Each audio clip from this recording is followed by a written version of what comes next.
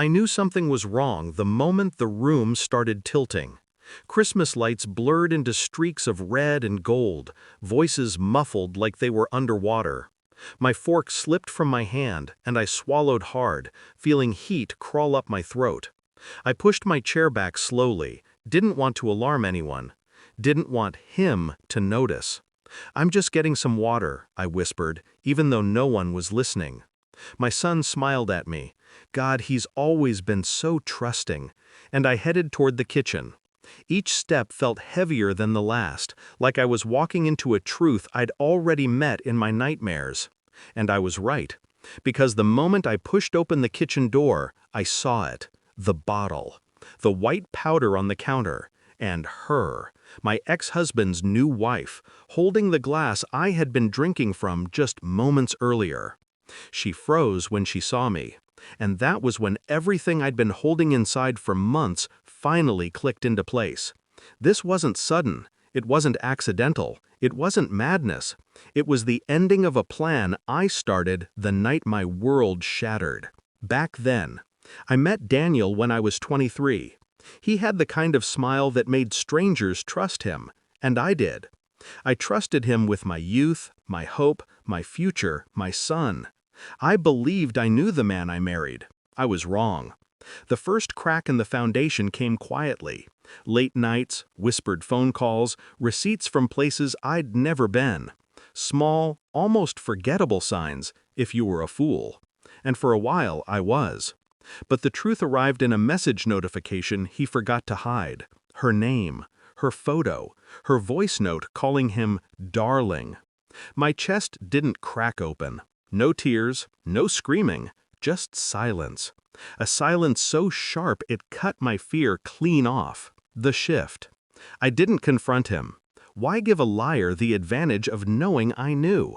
Instead, I watched, studied, collected. I learned everything. Her address, her habits, their plans, the money he was moving, the lies he was planting about me. Because he wasn't leaving me, he was destroying me first. Financially, socially, legally. He wanted to paint me unstable so he could take everything, including our son. That was his real betrayal. So I changed too, into someone he never saw coming. The plan. Step 1, secure myself. Every document, every receipt, every recording. I built a silent fortress of truth. Step 2, let him think he was winning. Let him think I was fragile, confused, unraveling.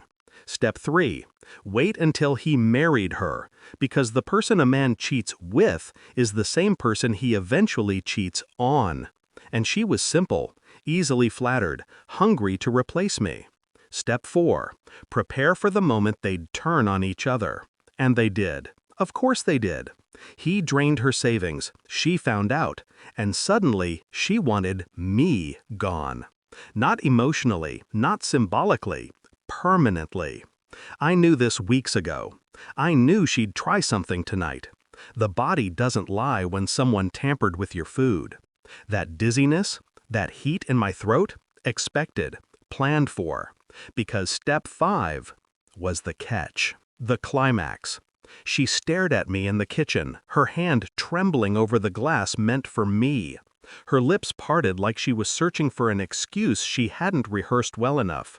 "You shouldn't be here," she whispered. "You shouldn't be touching my drink," I replied. Behind her, I saw the baggie on the counter, the residue, the half-stirred glass. She opened her mouth to speak, but Daniel rushed in behind her. And for a moment, I saw it. That flicker of panic when he realized his perfect plan had fallen apart. "You're misunderstanding," he began. I lifted my phone. One click. The call rang. 911, what's your emergency? I didn't take my eyes off them as I spoke. My husband's wife tried to poison me. I feel faint. I believe the substance is still on the counter. Silence. Then chaos. She lunged for the baggie. Daniel grabbed her wrist. Too late. My son ran into the kitchen in confusion, watching his father unravel like a man trapped in his own web. Her tears came first. his anger next, then the handcuffs. The officers escorted them out separately, both shouting different stories, different lies, different versions of a truth that now belonged only to me. The aftermath. My son sat beside me after they left, his hand shaking in mine. "Mom, how did you know?" I looked at the empty glass on the counter, at the powder still dusting its rim. "I pay attention," I said softly. What I didn't say was this: revenge isn't loud. It isn't fire or fury. It's patience. It's precision. It's letting people destroy themselves the moment you stop protecting them. Tonight wasn't the end of my story. It was the end of theirs.